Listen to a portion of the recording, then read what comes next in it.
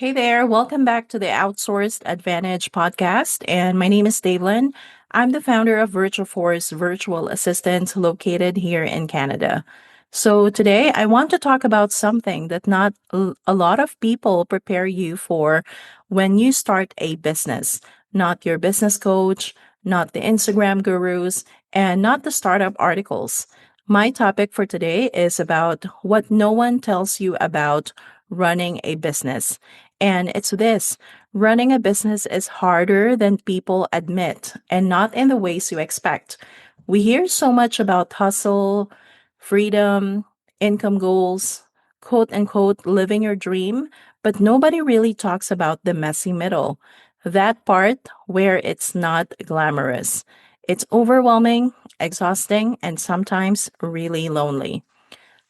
This episode is for you if you're questioning if you're doing it right, you feel like everyone else has it figured out, but you, or you just need someone to say, hey, you're not crazy. This is just what building something real looks like. So let's get into it. And before we dive in, just a quick disclaimer: I'm not a business coach or guru. I'm just someone who's been in the trenches. Everything I'll share today comes from my own experience, from starting and running businesses, making mistakes, learning, and growing. So if you ever felt like no one prepared you for this, then this episode is especially for you. So let's start here. When we launch a business, we're fueled by passion. You might remember the early days. You're excited, you're building your logo, choosing colors, writing your mission statement, and you wake up with ideas. You can't wait to get started. But here's what no one really tells you: that passion won't always stick around, not because you don't care anymore, but because the day to day grind dulls the excitement. Some days you're tired, there will be some days you doubt yourself. Some days you just want to lay flat on the floor with a bag of chips and pretend your email inbox doesn't exist. And that's why passion alone won't sustain your business. And what does? It's number one, it's consistency, even when no one's clapping for you. And then number two is commitment, to show up even when you don't feel like it.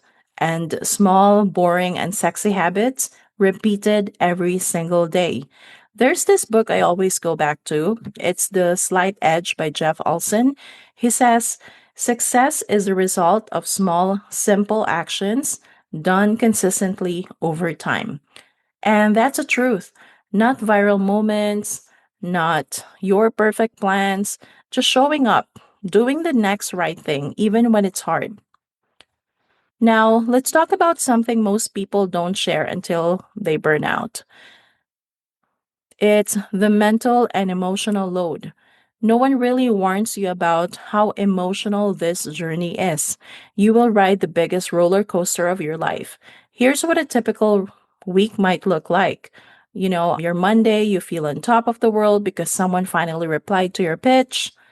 Next day or Tuesday, you lose a client. Wednesday, your content flops. And then come Thursday, someone compliments your work and you're back on a high. And then Friday, you question your entire career path.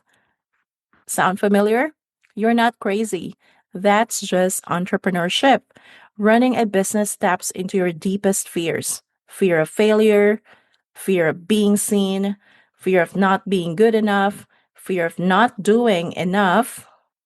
It's a whole identity shift because this isn't just a job, it's your dream.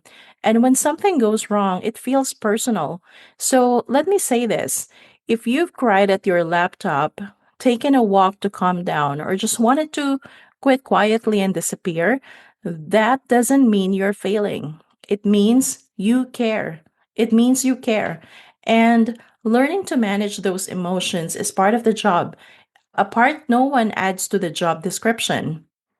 And once you're deep in it, here's another truth that hits hard: freedom comes with pressure.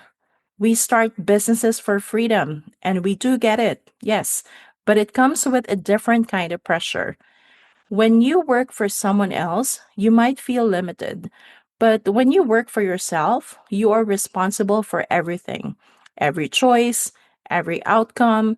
No, one's, no one is handling you a checklist. You're the boss, the team, the bookkeeper, the marketer, the sales rep, the customer support, and the cleaner of your desk. And that freedom, it's heavy. You wake up thinking about work, you go to sleep thinking about work, and vacations don't feel like vacations. Weekends blur into weekdays. And sometimes you wonder, is this really better than the job I left? And again, it doesn't mean you're not cut out for this. It just means you're learning what kind of structure and support you need to thrive in this new world. Which actually brings me to the next thing people don't tell you. Doing it all will break you. The hustle culture makes us believe that success means doing it all: designing your graphics, writing your sales copy, managing your inbox, building funnels, creating offers, creating courses, staying on top of trends. But here's the truth: trying to do everything will burn you out and slow your growth. At some point, you have to ask, what are the tasks only I can do? Or what am I doing that someone else could do better or faster? And also, you can ask, what am I holding onto out of fear, not necessity? Delegating isn't just for big companies, it's for sustainable businesses like you. And the sooner you learn to let go, even just a little, the faster you'll see momentum. Not because you're doing less, but because you're doing what actually moves the needle. Now, let's shift into something deeper and something that affects your identity. Your business will bring up all your quote unquote stuff. Here's the wildest part of running a business: it becomes a mirror. You'll start to notice your fear of rejection, your need for control, your perfectionism, your desire to prove something, your imposter syndrome, your money mindset blocks. All of it comes to the surface. This journey will expose you and refine you all at the same time. And if you're not doing some level of inner work, business will force you to. But here's the beautiful part: this isn't just about building a business, it's about becoming someone who can handle what you're building. It's personal growth in disguise. So, now as we begin to wrap up, I want to leave you this one reminder: you're allowed to build a business that works for you. You don't have to follow trends. You don't have to scale if you don't want to. You don't have to do it all in 6 months. You can build slow. You can build quietly. You can build with boundaries, and you can still succeed. Success isn't just about money, it's about freedom, peace of mind, fulfillment, and flexibility. You get to define what this looks like. You don't need to prove anything to anyone. You're already brave for even starting. And finally, if you're listening to this and thinking, okay, I know I need help. I know I can't do this alone anymore. We've got your back. Virtual Force Virtual Assistants was built for entrepreneurs like you who are doing big things but need a little more support behind the scenes. Whether you need help managing your schedule, content, inbox, or operations, we will match you with the right virtual assistant so you can focus on the work only you can do.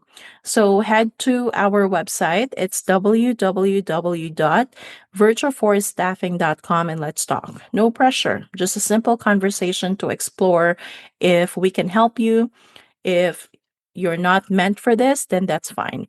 So, just a quick reminder: you're not meant to build this alone. Again, you're not meant to build this alone. Take a breath. You're doing better than you think. Keep going, and we're rooting for you. Bye bye.